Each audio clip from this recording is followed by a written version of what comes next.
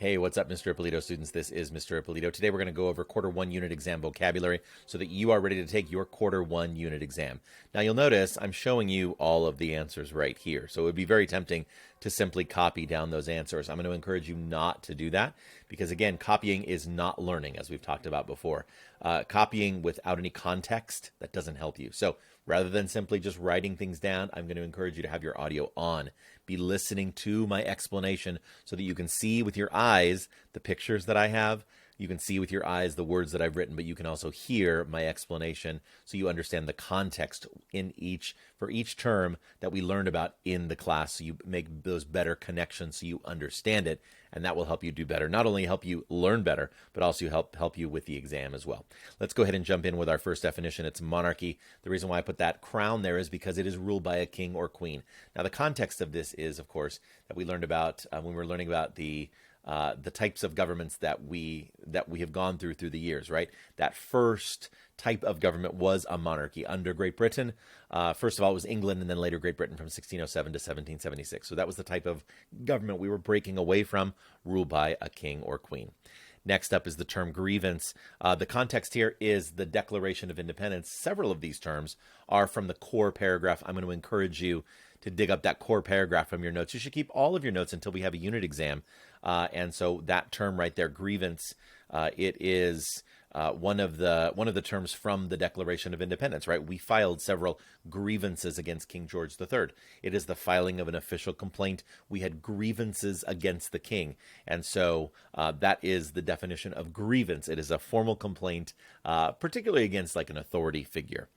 All right, next up is consent of the governed, again from the Declaration of Independence. It is this idea that the people give the power, we give consent, we give permission for our government to rule us.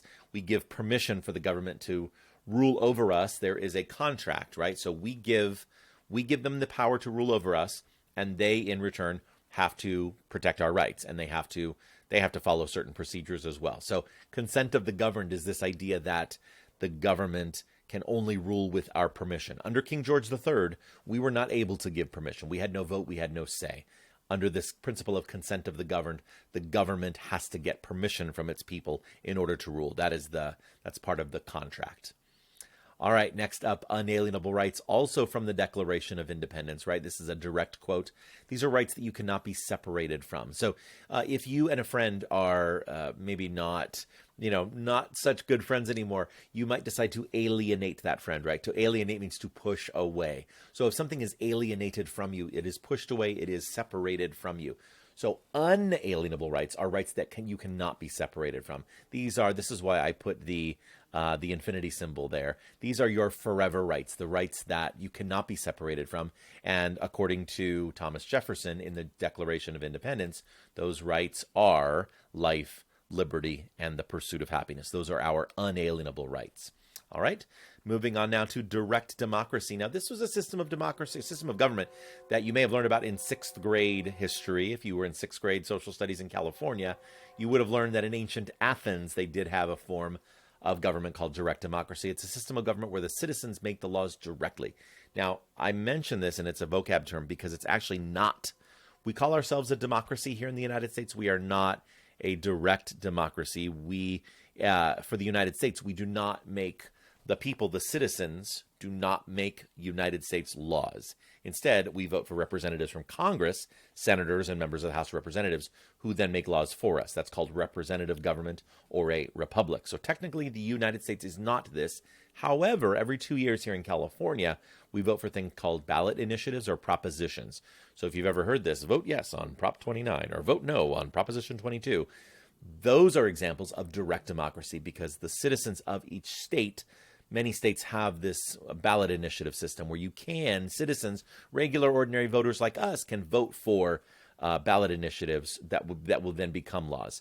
But we do not have direct democracy at this level of the United States. Okay, I'm going to go ahead and I'm dropping down here to our next row. Our next term here is despotism and tyranny. It's a little bit cloudy, so we're going to wait for that to clear up. Despotism or tyranny, they both basically mean the same thing, once again from the Declaration of Independence. It is a system of government where the leader is a despot or a tyrant. That's the name for the person who was the leader in a system of despotism or tyranny. The reason why I drew or have the picture of the T-Rex from Jurassic Park is because they both have the same Greek root. Tyran in Tyrannosaurus rex, it means terrible lizard. A tyrant is a terrible leader. Now, I don't mean someone who doesn't do a good job. This dinosaur, it's not like he's doing a bad job. It means you rule out of fear, lead by fear, right? So terrible in this case means like fearful, or it inspires terror. So just like the Tyrannosaurus rex inspires terror or fear, a tyrant or a despot is someone who rules by fear, who rules by terror. So that's what a despotism or a tyranny is. And again, referencing the Declaration of Independence, we go back to that. And Thomas Jefferson calls King George III both a despot and a tyrant, right? He talks about despotism, reducing them under a design of absolute despotism. And later he will call King George, there's that word tyranny right there, right? So despotism and tyranny, it's just basically the same thing. It's a form of government led by a despot or a tyrant, not by a dinosaur. Next is the Articles of Confederation. I'm not going to go on and on. We did several lessons on the Articles of Confederation, including the Articles of Confederation strengths or weaknesses, basically this vocab term. You need to understand that the Articles were the United States' first constitution, right? With a lowercase c, constitution. I know I capitalized all of these words here. It is going to be replaced by the United States Constitution, right? The Articles of Confederation was just temporary. We needed the Articles of Confederation because we needed a form of government to get us through the Revolutionary War, the American Revolution, while we were fighting against Great Britain. It did have a couple of strengths, as you learned about in the Articles of Confederation strength or weakness gallery walk activity that we did, right? There were a couple of strengths, the Revolutionary War, which you took notes on, you learned about, and then the Northwest Territory, that was another strength. We're going to get to that vocab term in a moment. But essentially, it fell apart. The country was about to fall apart because the Articles of Confederation did not provide enough structure, not enough power to the central government. So those states, those 13 individual states that were almost like 13 individual little countries, were about to fall apart. So they were too weak, which is why we needed to switch over and rewrite and just start fresh with the Constitution. Next up is Shays Rebellion. Speaking of the time period of the Articles of Confederation, Shays Rebellion was really the event that convinced American leaders that the Articles were too weak. If you recall, the Shays Rebellion was a farmers' rebellion in Massachusetts, where the farmers were angry. Their farms were getting foreclosed on. Remember, their mortgages? They weren't able to pay off their mortgage because many of them they fought in the Revolutionary War. The United States government was not paying them their payment for being Revolutionary War soldiers, so they didn't have enough money to pay the mortgages on their farms. They were going to be foreclosed on in these foreclosure courts, and so with pitchforks and torches and guns, they shut down the court system. You can't have a government, you can't have a society where the courts are shut down. So Shays Rebellion really this event revealed the weakness of the Articles of Confederation, that we needed something new, we needed something different. And that led us then to the Constitutional Convention. These events both took place. Shays Rebellion, winter of 1786, leading into 1787. And then the Constitutional Convention begins in May of 1787, where these delegates are gathering in Philadelphia, originally with the idea of reforming, fixing, just tweaking and changing the Articles of Confederation. But they met in closed door. They met in secret because they knew that what they were really doing, what they had to do, was much more radical than that. What they had to do was not merely fix the Articles of Confederation. They needed to create a brand new document, which would then become the United States Constitution, right? So that's what ended up happening in Philadelphia in the summer of 1787, the Constitutional Convention. One of the things that they created that was lacking in the Articles of Confederation, which was created in the Constitution, of course, is the chief executive or a national executive. Those terms are simply a way of saying the president of the United States. So that's all that is. So when we watched Charlie Brown, the Constitutional Convention cartoon from Charlie Brown, and referred to either chief executive or national executive, that's what they were talking about. In the Constitution, they were going to create an executive branch that included a president of the United States. All right, we're done with 2 rows. We're now down to row 3, and I'm going to tell you, once the blur clears up, that there are 2 terms that I'm going to go ahead and just knock off of this test. You don't even need to worry about them. Federalists and anti-Federalists, they were the sides that debated over whether or not the Constitution should be ratified, right? So from September 1787 into 1788, these were the two sides that were arguing whether or not we should have a Constitution. Ultimately, we did ratify it, but these are not terms you need to know for the quarter one exam. So we're going to go ahead and move on to ratification. Finally, we did ratify the Constitution. Ratification simply means the formal approval of a document. Sometimes the Senate will ratify a treaty that the president enters into. In this case, ratification is referring to the Constitution, right? So in 1788, that's when New Hampshire, in June of 1788, New Hampshire was the 9th state to ratify the Constitution. And so the ratification process was official on June 21st, 1788. That's when the Constitution took effect. And that's when we began our new nation under the Constitution. So ratification is to formally approve a document like the Constitution. Now that we're talking about the Constitution, one of the principles of the Constitution is this idea of checks and balances. It's a system which we're going to learn more about when we dive deep into the Constitution beginning of quarter two that prevents one branch of government from becoming too powerful. For example, if the president is exceeding his powers or if the president is violating the law, then the Congress can impeach the president. So impeachment means to bring formal charges against, and if found guilty, then the president can be removed from office through the process of impeachment. Doesn't mean automatically getting kicked out. We've had two presidents who have been impeached, Bill Clinton and President Donald Trump. Both were found not guilty and were not removed, but Congress does have that power to potentially remove if the House impeaches and then the Senate performs a trial and removes. So checks and balances is any time that one branch has power to check or balance the powers of the other branches. We'll learn more about that in quarter two, but that's all you need to know for the quarter one exam. Separation of power is very similar to checks and balances, but this is just the way that in the Constitutional Convention that we separated powers. In other words, the legislative branch, they make the laws, and the judicial branch, they interpret the laws, right? They're the court system that interprets the laws, and the executive branch, they carry out or execute the laws. So separation of power simply means we're going to take all of the power of the federal government, the national government, and divide it up, separate it out between these three branches of government. That's separation of powers. All right, we are 3 rows down, and looks like we've got 3 more rows to go. So while we're on the topic of the Constitutional Convention, let's talk about the Virginia Plan. So one of the discussions that was had, and you'll remember this in the Charlie Brown cartoon, Constitutional Convention, This is America, Charlie Brown. There were 2 plans that were being floated as to how representation will be done in the Congress. One was the Virginia Plan. Virginia was a large state. It was the most populous state during most of the late 1700s. And Virginia said representation in Congress should be based on population. We have more people, so naturally we should have more representatives in Congress. We should have a greater voice in the lawmaking of the United States. So that was the Virginia Plan. We contrast that with the New Jersey Plan because New Jersey was a little state, little in terms of size and also in terms of population. And so the New Jersey Plan was, you know what? We should have equal representation for states, for each state. That's the way it was under the Articles of Confederation. But the bigger states like Virginia, Pennsylvania, Massachusetts, the states that had more people said, you know what, that's not fair. Maybe we need to come up with a compromise. And so that compromise between the Virginia Plan and the New Jersey Plan, I'm going to jump a little bit here because that ends up being the Great Compromise. Once it unblurs, I will show you that the Great Compromise, this was the balance between the New Jersey Plan and the Virginia Plan, basically saying, all right, Virginia Plan, we're going to turn that into the House of Representatives, where representation is based on population. California, our state, that's the most populous state of all. We're going to get the most representatives in the House of Representatives.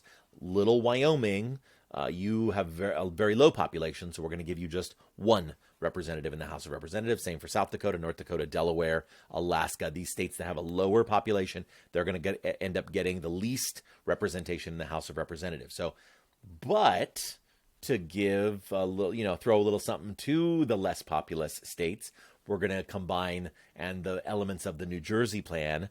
We are going to also have a part of Congress that is equal representation for each state, and that is the Senate. So the Great Compromise is the way that we balance the House, the New Jersey Plan, which is going to end up being the Senate, and the Virginia Plan, which is going to end up being the House of Representatives. And then the third part, of course, of that compromise is that all money bills Anything that involves appropriation, spending the taxpayers' money, has to originate in the people's house, and that, of course, is the House of Representatives. Okay, we're going to move back here to tariffs. Now, tariffs, we're going to study these more later on, but basically tariffs are taxes placed on goods that come in from other countries. The reason why this is relevant is because under the Articles of Confederation, first of all, the national government didn't have the power to levy tariffs, because they didn't have the power to control trade. Instead, it was the 13 individual states that were charging tariffs, different tariff rates based on different states, right?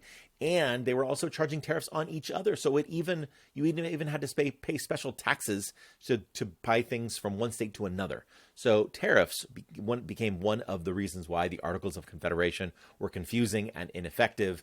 And so the issue of tariffs will come up again in history, but this is the context. The Articles of Confederation, tariffs were confusing and were a mess. There were 13 different tariff laws, depending on which state you went to, and countries did not like trading with us because it was so complicated, because of the 13 different tariff laws from the 13 different states. That's tariffs. Northwest Territory, this was actually one of the successes under the Articles of Confederation, right? It did two really important things. Number one, it set up the future statehood of 5 states: Minnesota, Wisconsin, Michigan, Illinois, Indiana, and Ohio. That is the Northwest Territory. And then the other positive thing that it did was it banned slavery in this region. So this was the first time. Land Ordinance of 1785 set up the statehood rules. The Northwest Ordinance of 1787 set up this idea for the very first time ever in United States history that we are going to ban slavery permanently from a part of our country. That is a positive, right? We're moving slowly in the right direction. And so that was one of the positives. One of the few and only positives under the Articles of Confederation was how we handled the Northwest Territory. Okay, we've done 4 rows. We are now down to our final 2 rows. The federal system, federalism, super important. We're going to save it for quarter 2 because I don't want to rush it. Next up, our next term is Thomas Jefferson. He is, of course, the author of the Declaration of Independence and also a very complicated man on the issue of slavery. Where he's going to become super relevant is in that question earlier in the study guide, where we talk about the legacy of Thomas Jefferson in American memory. And so this is really where you need to focus in on the research that you did for the Socratic seminar, because very likely there is going to be a short answer question on this. So really, in terms of a vocabulary, Thomas Jefferson as a vocabulary term, you need to know author of the Declaration of Independence, and of course, a complicated man when it comes to the issue of slavery. On the one hand, enslaved people owned other humans, engaged in the practice of essentially what is human trafficking, right? But on the other hand, despised slavery, and in his writings said that slavery was evil. Slavery was holding a wolf by the ears. You don't like it, but you don't dare let it go. He was the president in 1808 who signed into law the banning of the international slave trade. And so he's very complicated on the issue of slavery. We're going to learn more about him as we learn about his role in the George Washington administration as the first Secretary of State, and then later on as the 3rd President of the United States. Okay, 3 that we can go through quickly. The legislative branch. You learned about this when we learned about the USCIS civics exam. What does the legislative branch do? That's Congress. They make the laws. They alone have the power to declare war. The president cannot declare war. The president is the commander-in-chief of the military. He commands the military, but only Congress can declare war. The legislative branch, finally, is a bicameral body. It just simply means 2 chambers or 2 houses made up of the Senate and the House. That's the legislative branch. The executive branch, it is not just the president, but the president is the most important part of the executive branch. The executive branch is the president, the vice president, the president's cabinet, and then all of the federal departments. So whether we're talking about the National Oceanic and Atmospheric Administration, when you look on your phone and you check the weather, that's the federal government, right? That's the executive branch, that part, the NOAA, that is telling us what the weather is for that day. The National Forest Service, they manage the Angeles National Forest that is just north of us. That is the executive branch. The Army, Navy, Air Force, Marines, Coast Guard, Space Force, that is all the executive branch. Anytime that Congress passes a law and says this shall happen, right? We will regulate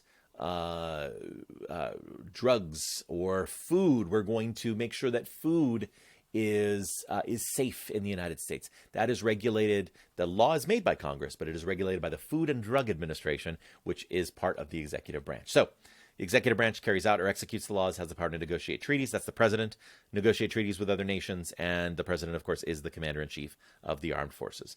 Moving into the judicial branch. The judicial branch is the Supreme Court and other federal courts, right? It's the court system. They settle disputes over what the law means. They rule on what is constitutional and what is not. And we're going to dive deep into the judicial branch and do some Bill of Rights scenarios and real court cases that we're going to be studying in quarter two. All right.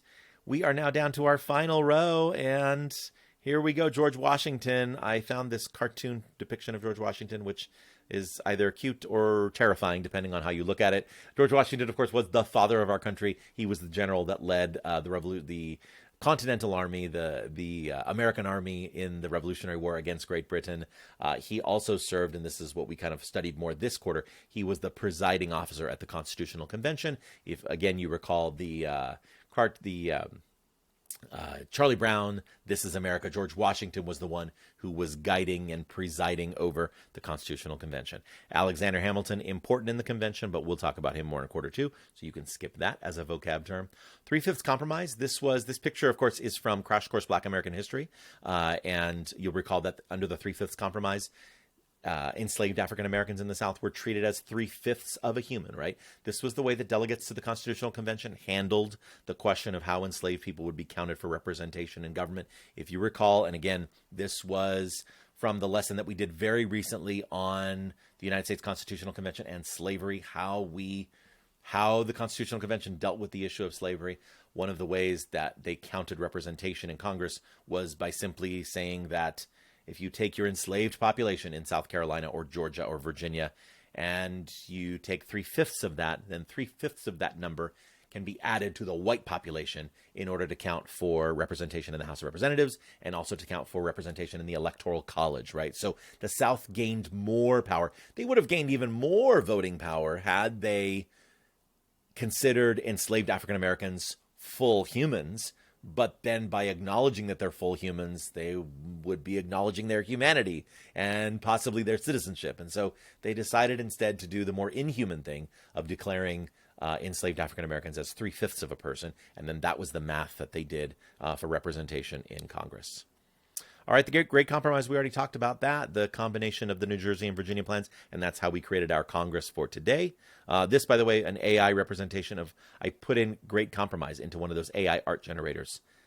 That's strange. I don't know what to make of that, but that's AI art for you. All right, and then finally the last one right here in the corner, the father of the Constitution, that is simply James Madison. The reason why he's called the father of the Constitution is because he wrote almost the entire document. He was a really good writer, and so he was the primary scribe, the primary author of not only the Constitution, but also the Bill of Rights as well. The Bill of Rights, of course, we'll be learning about in quarter two. All right, well, that's it for me, and that is all of our vocabulary. Please feel free to ask questions either in class, if you'll see me in class before the day of the exam, or ask me at our upcoming YouTube Live review study session. And so thank you so much for joining me, and I look forward to seeing you next time in class. Take care. Bye-bye.